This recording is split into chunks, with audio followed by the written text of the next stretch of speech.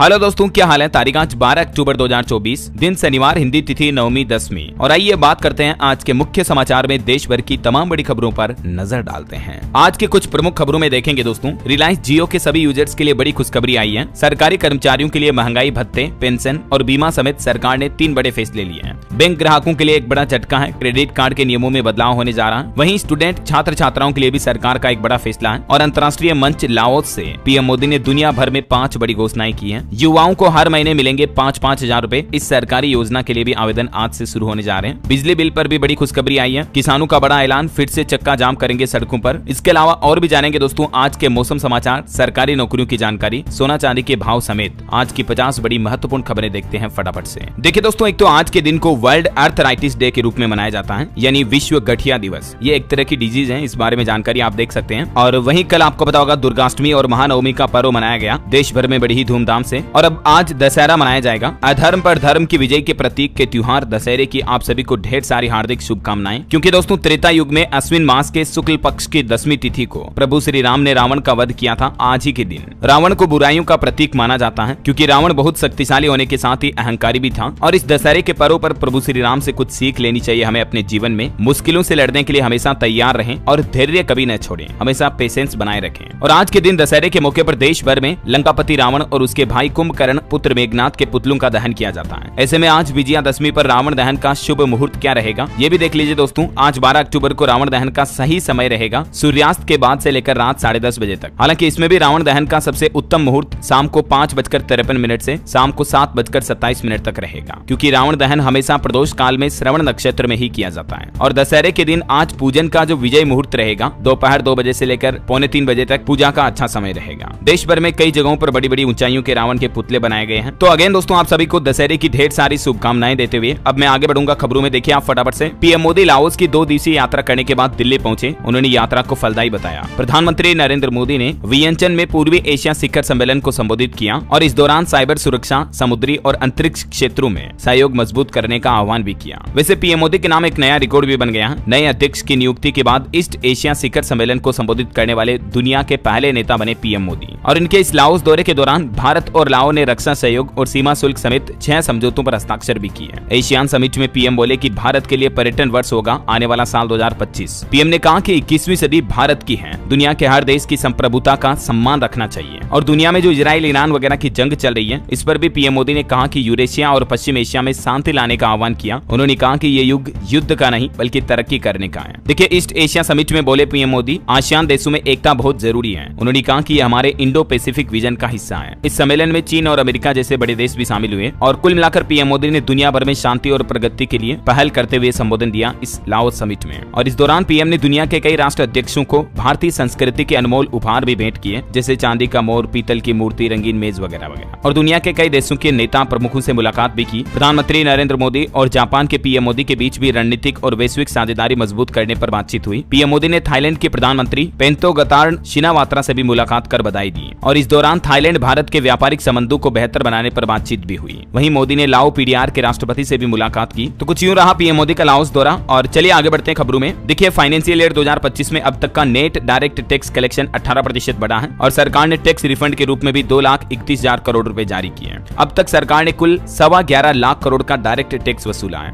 जो कि पिछले साल के मुकाबले 18% ज्यादा रहा है। वहीं देखिए खबर, देश का विदेशी मुद्रा भंडार भी 8 सप्ताह में पहली बार गिरा, $701 बिलियन पर आया। वहीं भारत के रुपये को लेकर भी बड़ी खबर आ रही कि इतिहास में पहली बार डॉलर के मुकाबले 84 पर पहुंच गया रुपया, क्योंकि अभी इजराइल ईरान वगैरह जंग के चलते क्रूड ऑयल की रेटें बढ़ी हुई है। गोल्ड सिल्वर भी अभी टॉप हाई पर चले। यही कुछ कारण है कि रुपये में बड़ी गिरावट देखी जा रही है। चलिए अगला अपडेट देखिए दोस्तों। वित्तीय बाजार में रिलायंस कंपनी ने बड़ा दांव खेलते हुए जियो फाइनेंस ऐप पर ग्राहकों के लिए कई नई सुविधाओं का ऐलान किया है। मुकेश अंबानी की तरफ से घोषणा की गई है। अब जियो फाइनेंस एक ही मोबाइल ऐप के जरिए आपको सस्ता लोन मिल पाएगा। इसी ऐप पर इंश्योरेंस यानी कि बीमा और म्यूचुअल फंड में इन्वेस्टमेंट की सुविधा भी मिलेगी। रिलायंस ग्रुप की तरफ से जियो फाइनेंस ऐप का यह नया वर्जन लॉन्च किया है और अब इस ऐप में आपको ये नई फैसिलिटी मिलेगी, है ना। चलिए बड़ी खबर देखिए, महादेव बेटिंग ऐप का मालिक डिटेन हुआ। इंटरपोल ने दुबई में पकड़ा इसको। महादेव जो कि सट्टेबाजी का मोबाइल ऐप है जिसमें कई लोगों ने पैसा गंवाया। इसका मालिक नाम है सौरभ चंद्राकर। ये दुबई में गिरफ्तार हो चुका है। जल्दी इसे भारत लाया जाएगा। मीडिया रिपोर्ट्स के मुताबिक इंटरपोल के अधिकारियों ने इसको पकड़ा है और 7 दिन के अंदर ये भारत लाया जा सकता है। चलिए अगली खबर देखिए दोस्तों। पीएम इंटर्नशिप योजना के आवेदन आज से शुरू होंगे। युवाओं को हर महीने 5-5 हजार रुपए मिलेंगे इस योजना से जुड़ने के बाद इंटर्नशिप करने के दौरान। तो आज 12 अक्टूबर से ही ऑनलाइन आवेदन कर कर सकते हैं युवा, जो कि उम्मीदवार pminternship.mca.gov.in इस पोर्टल पर जाकर ऑनलाइन रजिस्ट्रेशन कर सकते हैं। मैंने डीएलएस न्यूज पर इसका एक सेपरेट वीडियो भी डाला हुआ है कि इस योजना में आवेदन करने के लिए क्या क्या एलिजिबिलिटी है, कैसे अप्लाई कर रहा है। अगर आप देखना चाहते हैं तो इस वीडियो को देख लीजिएगा, कंप्लीट इन्फॉर्मेशन आपको इसमें मिल जाएगी।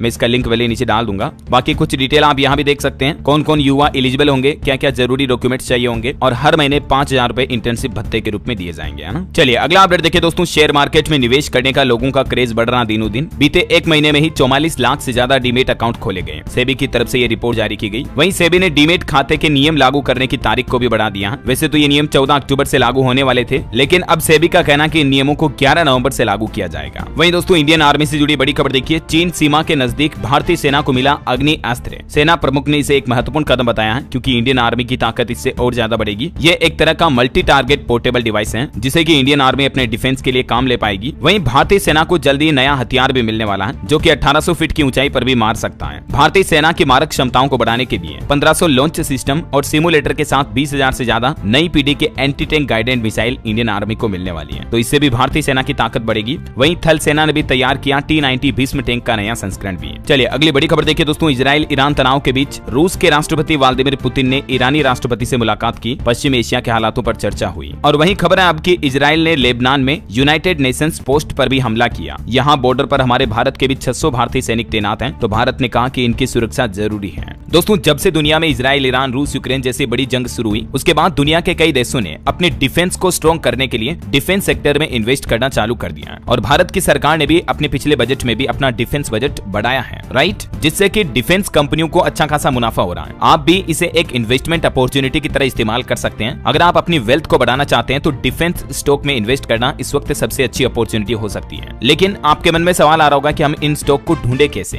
तो इसका एक बहुत ही अच्छा सोल्यूशन है लेमन। यहाँ पर आपको सारे अच्छे सेक्टर्स के स्टॉक की नॉलेज मिलती है, जिससे कि हमारा समय बचता है, और खास करके अगर आप इस मार्केट में नए हो तो। और सबसे अच्छी चीज मुझे लगी वो है लेमन के बारे में, इनका यूजर फ्रेंडली इंटरफेस। ऐसा लगा ही नहीं कि मैं इसे पहली बार यूज कर रहा हूँ, और सोचने समझने में टाइम वेस्ट नहीं हुआ, तुरंत ही सारे फीचर समझ आने लगे। प्लस एक और चीज जो मुझे अच्छी लगी, जो लोगों को बहुत काम भी आएगी, वो है इनका 0 ब्रोकरेज फीस पहले महीने के लिए, यानी कोई एक्स्ट्रा पैसा देने का स्ट्रेस नहीं होगा किसी को भी। और इनका एनुअल मेंटेनेंस फी भी 1 साल के लिए 0 है। लोग अक्सर ये फी वगैरह देने के झंझट से बचना चाहते हैं, और मुझे लगता है कि इस प्लेटफॉर्म ने लोगों की ये समस्या सोल्व कर दी है। कौन सा स्टॉक अभी ट्रेंड कर रहा है ये आप पता लगा सकते हैं इनके इन्वेस्ट इन सेक्टर ऑप्शन से। ये फीचर आपको कई डिफरेंट सेक्टर्स जैसे कि technology, health care, finance, energy में भी इन्वेस्ट करने की फ्लेक्सिबिलिटी देता है। और आप यहाँ IPO, mutual fund, variety of stocks को ब्राउज और एक्सप्लोर भी कर सकते हैं। फिर मैं पहुंचा इनके टॉप एनालिस्ट रेटिंग सेक्शन में। यहाँ पर आपको सारे रिकमेंडेशंस मिलते हैं कि कौन से स्टॉक को बाय करें, सेल करें या होल्ड करें। और ये सारे रिकमेंडेशंस एक्सपर्ट एनालिस्ट के होते हैं, यानी आप समझ सकते हैं कि एक प्रॉपर रिसर्च पर बेस्ड है। तो मुझे तो ओवरऑल ये बहुत ही एक अच्छा प्लेटफॉर्म लगा लेमन। आप भी इस प्लेटफॉर्म को ट्राई करके जरूर देखिए, लिंक मैंने नीचे डिस्क्रिप्शन और पिन कमेंट में दे दिया है। चलिए आगे बढ़ते हैं खबरों में। देखिए राष्ट्रीय इलेक्ट्रॉनिक्स और सूचना प्रौद्योगिकी संस्थान तथा महाराष्ट्र सरकार के बीच एक समझौता हुआ है, जिससे कि महाराष्ट्र में उच्च शिक्षा और तकनीक को बढ़ावा मिलेगा। चलिए खबर है ईडेबल ऑयल यानी कि खाने के तेल पर एक रिपोर्ट आ रही है कि बीते महीने सितंबर में खाद्य तेलों का आयात 29% तक घटकर 10.64 लाख टन पर पहुंचा है। और ये आंकड़े बताते हैं कि जल्द ही खाने के तेल के रेट कम हो सकते हैं, भाव घट सकते हैं, मतलब क्योंकि अब कम से कम तेल इंपोर्ट किया जा रहा है भारत में, है ना। चलिए खबर है पंजाब सरकार की तरफ से छुट्टी का भी ऐलान कर दिया है, एक नोटिफिकेशन जारी हुआ। पंजाब में आज बंद रहेंगे सेवा केंद्र। दशहरे के चलते पंजाब सरकार ने छुट्टी का फैसला लिया है। वहीं देखिए बड़ी खबर, रतन टाटा श्री के सम्मान में अब महाराष्ट्र सरकार ने बड़ी घोषणा की। कहा कि महाराष्ट्र में टाटा के नाम से उद्योग पुरस्कार दिया जाएगा। रतन टाटा को श्रद्धांजलि देने के लिए पूरी क्षमता से काम किया जाएगा, और महाराष्ट्र सरकार अब उद्योग रत्न पुरस्कार नाम से उनकी स्मृति में ये पुरस्कार देने की घोषणा की है। जो अच्छे कारोबारी होंगे उन्हें उनके नाम पर मतलब अवार्ड दिया जाएगा, है ना।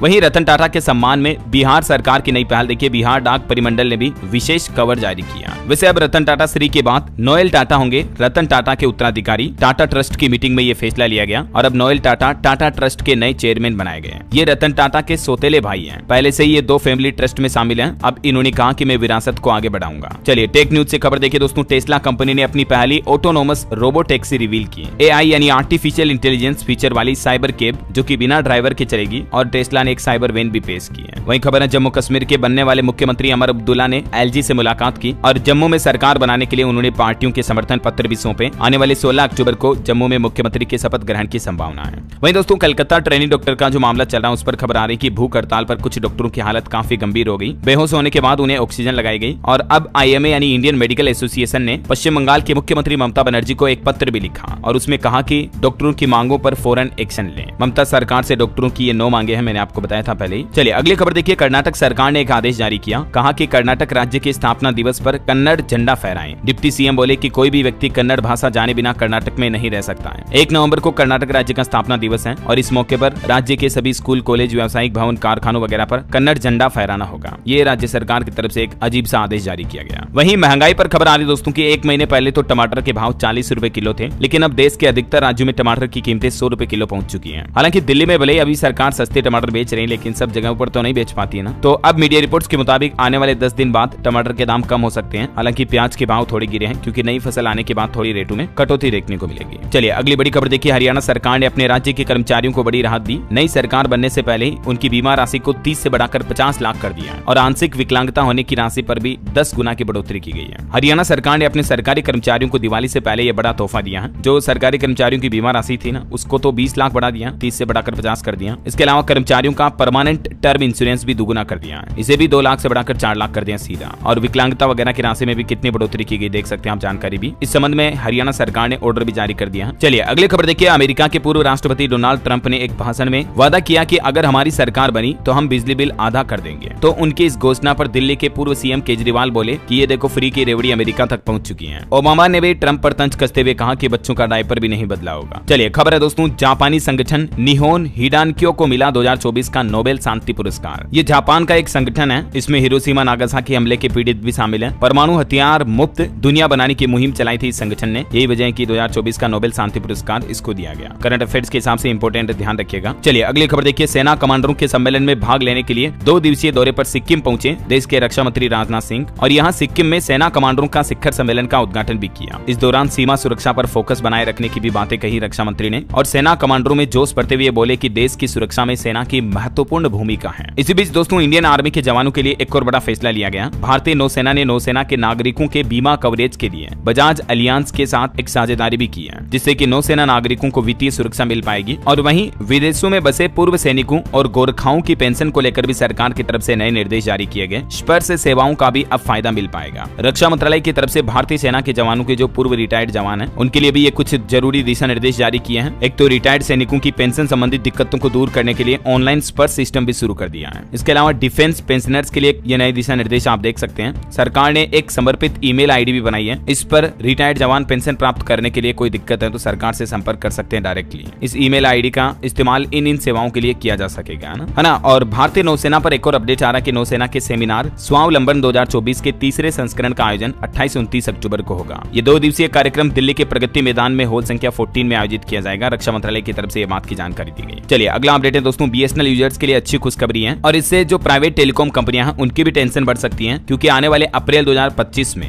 बीएसएनएल अपने यूजर्स के लिए एक बड़ी सुविधा ला रही है। बीएसएनएल जो कि सरकारी टेलीकॉम कंपनी है, अभी देश भर में अपने नेटवर्क को तेजी से बढ़ा रही है, अपग्रेड भी कर रही है। इस बीच बीएसएनएल की प्लानिंग है दोस्तों कि आने वाले कुछ महीनों में अपने 4G टावर की संख्या को 24,000 से बढ़ाकर 1 लाख किया जाएगा, जिससे कि देश भर में यूजर्स को बेहतर कनेक्टिविटी और इंटरनेट सुविधाएं मिल पाएगी, है ना। बीएसएनएल और भी 54,000 4G टावर इंस्टॉलेशन की तैयारी में है। खास करके ग्रामीण ग्राहकों पर नजर रहेगी, ताकि गाँव में भी लोगों को अच्छे नेटवर्क मिल सके। चलिए अगली खबर देखिए, एक सर्वे में रिपोर्ट सामने आ रही है कि किसानों की मासिक घरेलू आय तो 57% तक बढ़ी है, लेकिन पिछले 5 साल में खेती करने की जमीन में 1/3 तक की गिरावट देखी गई। सर्वे के अनुसार 2016-17 से लेकर 21-22 तक के ये आंकड़े आप देख सकते हैं। वहीं एक बड़ी चिंताजनक रिपोर्ट देखिए, वैज्ञानिकों द्वारा जारी की गई कि निगरानी वाले वन्य जीवों की आबादी 5 दशक में 73% तक घटी है। गिद्धों की प्रजातियों पर भी खतरा मंडरा रहा, और WHO की तरफ से भी एक नया प्लान बनाया गया। साल 2026 तक खसरा रुबेला उन्मूलन की तैयारी की जा रही है। दक्षिण पूर्वी एशियाई क्षेत्र के लिए WHO की तरफ से यह नया प्लान बनाया, खतरनाक बीमारी को जड़ से खत्म करने के लिए। चलिए बड़ी खबर देखिए, भारत सरकार ने चेतावनी जारी की, कहा कि खतरे से खाली नहीं है इन ब्राउजर का इस्तेमाल करना। भारतीय computer emergency response team CERT की तरफ से हमारे देश भर के सभी इंटरनेट यूजर्स के लिए ये चेतावनी जारी की है, और ये चेतावनी है मोजुला फायरफॉक्स ब्राउजर के लिए। सरकार ने कहा कि किसी भी वक्त आपका फोन भी हैक हो सकता है अगर आप भी फायरफॉक्स ब्राउजर का इस्तेमाल करते हैं तो। या तो कुछ समय के लिए आप ब्राउजर को डिलीट कर दें, क्योंकि अभी इसमें कुछ खामियां, मेलवेयर, वायरस वगैरह पाए गए हैं इन वर्जन में। या आप नया अगर अपडेट जारी हो चुका तो फायरफॉक्स का लेटेस्ट वर्जन अपडेट कर लिया ना। और टेक न्यूज से एक और खबर देखिए, गूगल ने एक नया AI टूल पेश किया। अब आर्टिफिशियल इंटेलिजेंस द्वारा बनाई हुई तस्वीरों को पहचानने में दिक्कत नहीं होगी, गूगल फोटोज फिल्टर कर देगा इनको। वहीं भारत के औद्योगिक ग्रोथ पर खबर आ रही कि अगस्त में औद्योगिक उत्पाद उत्पादन मामूली रूप से कम हुआ, 0.1% की गिरावट हुई। सरकारी आंकड़े जारी हुए हैं। चलिए अगला अपडेट देखिए दोस्तों, एनपीएस के न्यू रूल्स लागू हुए हैं। एनपीएस यानी कि नेशनल पेंशन सिस्टम से जुड़े नियमों में बदलाव किया है सरकार ने और एनपीएस के लिए कुछ नई गाइडलाइन जारी की है। केंद्रीय कर्मचारियों के लिए बड़ा अपडेट सामने आ रहा। एक तो नए नियम के मुताबिक सस्पेंशन में भी अब एनपीएस में कंट्रीब्यूशन जारी रख पाएंगे। मतलब अगर कोई सरकारी कर्मचारी सस्पेंड भी हो गया ना, तो भी उनके एनपीएस अकाउंट में वो चाहे तो पैसा जमा होता रहेगा। ठीक है,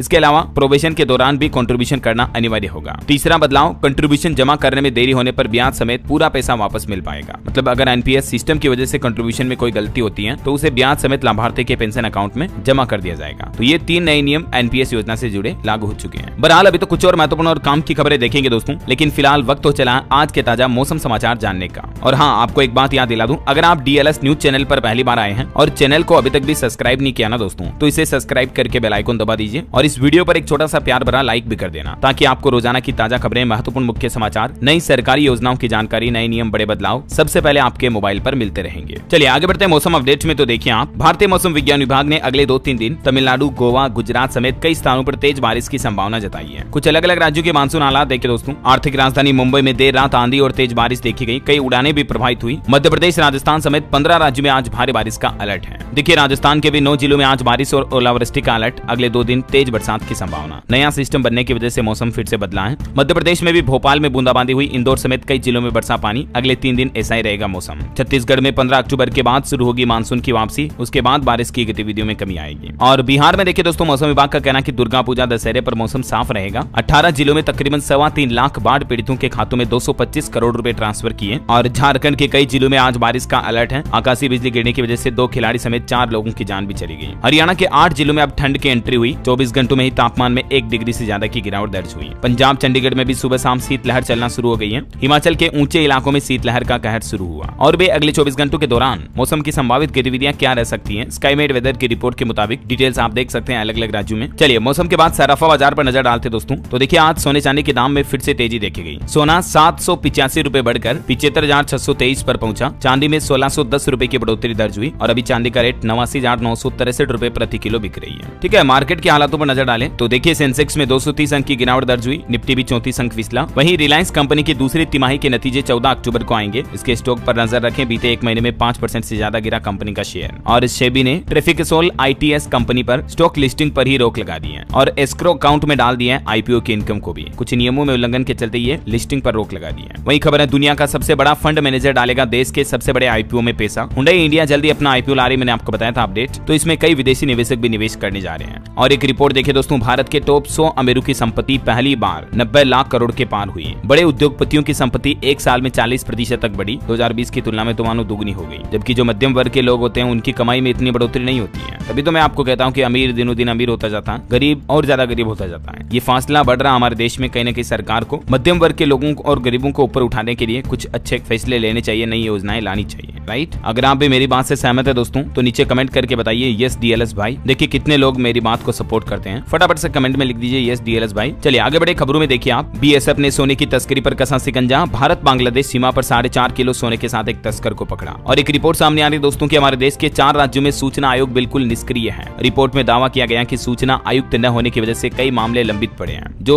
rights to information RTI act है ना, 4 राज्यों में काम ही नहीं कर रहा। मतलब यहाँ लोगों को इस एक्ट का फायदा ही नहीं मिल पा रहा है। और वो 4 राज्य हैं, गोवा, झारखंड, त्रिपुरा और तेलंगाना। हालात देखिए मतलब राज्य सरकारों के आप। और वही खबर है दोस्तों, झारखंड में देखिए चुनाव से पहले लाल आतंक पर नकेल कसने के लिए सीआरपीएफ, बीएसएफ समेत 10,000 सीएपीएफ जवानों की अग्रिम तैनाती भी की गई। गृह मंत्रालय की तरफ से यह फैसला लिया गया है। और वही खबर है, इंडिया बाइक वीक 2024 की तारीखों का ऐलान हो गया। 6-7 दिसंबर को गोवा में होगा इसका आयोजन। चलिए अगला अपडेट देखिए, सरकारी कर्मचारियों के लिए हिमाचल सरकार ने भी दिवाली पर तोहफा देते हुए 4% डीए यानी महंगाई भत्ते में बढ़ोतरी की घोषणा कर दी है। इस महीने 28 तारीख को मिल जाएगा वेतन, पेंशन वगैरह भी। हिमाचल के मुख्यमंत्री सुखविंदर सिंह सुक्खू की तरफ से शिमला में प्रेस वार्ता को संबोधित करते हुए सरकारी कर्मचारियों के लिए बड़ी घोषणा की है। वहीं सरकार ने 75 साल से ज्यादा आयु के पेंशनरों को एरियर भी एक साथ जारी करने का फैसला किया है। और ये महंगाई भत्ता भी बढ़ा हुआ 1 जनवरी 2023 से ही मिलेगा। और एक रेल दुर्घटना पर खबर देखिए दोस्तों, तमिलनाडु में रेल हादसा हुआ। खड़ी मालगाड़ी से टकराई बिहार जाने वाली मैसूर दरभंगा एक्सप्रेस ट्रेन। 2 डिब्बों में आग भी लग गई इस ट्रेन के बाद, कई यात्रियों के घायल होने की संभावना है। चलिए खबर है, नेटवर्क योजना समूह की 81वीं बैठक में प्रधानमंत्री गति शक्ति के तहत प्रमुख बुनियादी ढांचा परियोजनाओं का मूल्यांकन किया गया। वहीं देखिए सरस आजीविका मेला 13 अक्टूबर से हरियाणा गुरुग्राम में आरंभ होगा। 30 राज्यों की 900 से ज्यादा ग्रामीण महिला हस्तशिल्प इस मेले में भाग ले रही है। खबर है, आरबीआई यानी कि भारतीय रिजर्व बैंक ने हमारे देश के बैंकों और गैर बैंकिंग इकाइयों यानी कि एनबीएफसी समेत सभी भुगतान सेवा प्रदाताओं को निर्देश जारी करते हुए कहा कि डिजिटल भुगतान सेवाओं में दिव्यांग लोगों की सुविधा का भी ध्यान रखा जाए। और खबर है नई दिल्ली में इंडिया डिजिटल एग्री कॉन्फ्रेंस 2024 का भी आयोजन किया गया। और खबर है प्रधानमंत्री नरेंद्र मोदी के जो प्रधान सचिव हैं डॉक्टर पी.के. मिश्रा, उन्होंने देश की राजधानी दिल्ली में वायु प्रदूषण को कम करने के लिए दीर्घकालिक उपायों को तत्काल प्रभाव से लागू करने का आदेश भी जारी किया। और खबर है कैमूर को बिहार का दूसरा टाइगर रिजर्व बनाने की भी मंजूरी मिली। केंद्र सरकार की तरफ से ये अभ्यारण्य के लिए सैद्धांतिक मंजूरी दे दी गई है। चलिए बैंकिंग न्यूज से बड़ी खबर आ रही है दोस्तों, आईसीआईसीआई बैंक ने भी अपने ग्राहकों को बड़ा झटका दिया, क्रेडिट कार्ड के नियमों में बदलाव किया है। 15 नवंबर 2024 से ही ये नए नियम लागू होंगे, अगले महीने से मतलब। और इसके तहत आईसीआईसीआई बैंक के क्रेडिट कार्ड से भी यूटिलिटी बिल पेमेंट करने पर आपको 1% एक्स्ट्रा चार्ज यानी ट्रांजेक्शन फीस के रूप में शुल्क देना पड़ेगा। कुछ ऐसा ही नियम एसबीआई ने भी लागू किया था, मैंने आपको बताया था अपडेट हाल ही में कुछ दिनों पहले। चलिए अगली खबर देखिए आप, उत्तर प्रदेश में उपचुनाव से पहले बसपा प्रमुख मायावती की तरफ से बड़ा ऐलान किया गया। उन्होंने कहा कि अब कभी गठबंधन नहीं करेगी हमारी पार्टी, भाजपा कांग्रेस से भी दूर रहेंगे। चलिए अगली एक अच्छी खुशखबरी है, अब ऑनलाइन उपलब्ध होंगे शादी, जन्म व मृत्यु प्रमाण पत्र। हिमाचल प्रदेश के मुख्यमंत्री सुखविंदर सिंह सुक्खू की तरफ से ऐलान किया गया है। अब प्रदेश में पंचायतों की ओर से जारी किए जाने वाले ये सभी तरह के प्रमाण पत्र भी ऑनलाइन उपलब्ध हो जाएंगे आपको घर बैठे, ठीक है ना। चलिए अगली खबर देखिए दोस्तों, यूपी सरकार का नया प्लान, यूपी में मेगा ई नीलामी के जरिए होगा औद्योगिक और व्यावसायिक भूखंडों का आवंटन। 25 अक्टूबर को ये नीलामी शुरू होगी,